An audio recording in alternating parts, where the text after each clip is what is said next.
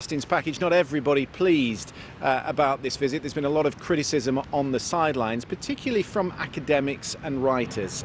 There was an open letter sent to the Prime Minister today from PEN International. Their director, Carlos Torner, who is a poet, is on the line and can speak to us. Carlos, thank you very much for joining us this evening. Tell us a little bit about the letter that you wrote to the Prime Minister. What did it say? Good evening. Thank you for the occasion to explain that we are asking David Cameron to engage publicly and privately, of course, with Prime Minister Modi about the issue of freedom of expression in India. We see this growing climate of fear, this violence against critical voices, voices who are critic with fundamentalism, with orthodoxy, and who are receiving the impact of daily violence, especially these three scholars, these three important academics who have been killed in these past 3 years in India. Salman Rushdie wrote earlier in the week that the religious violence was new and it's given by the silence of the Prime Minister. Is that how you see it?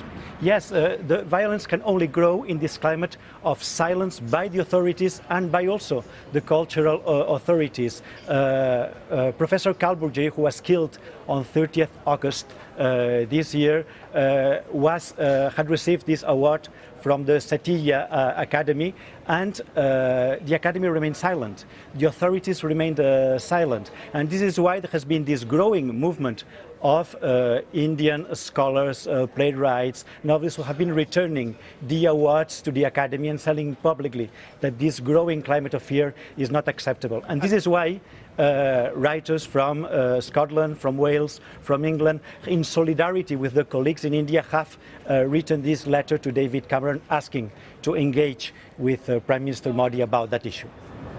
I just wonder, I mean, it's always sad when someone is murdered in the way that you've just described, and I think some 39 journalists have been murdered in the last 10 or so years, so there is obviously a problem for writers and academics, but would you not expect those sort of figures in a country of 1.2 billion people? Isn't it inevitable that at times these sort of things will happen in a country so big? But this climate of repression, of censorship and of self-censorship is a climate which is promoted by the authorities and by this double standard. Of course, the Indian constitution is acknowledging freedom of expression, but there is this culture which is freedom of expression but.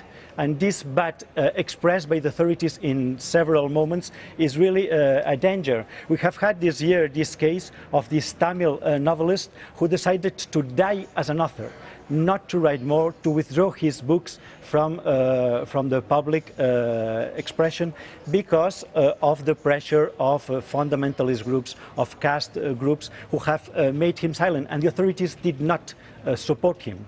The authorities, on the contrary, asked him to apologize in front of those who were critical with him. And simply the author has decided not to write more.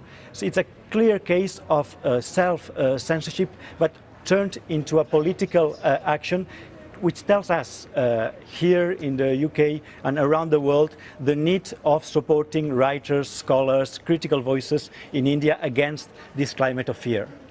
This issue of human rights always comes up in these kind of visits. It came up 3 weeks ago with the visit of the Chinese President Xi Jinping.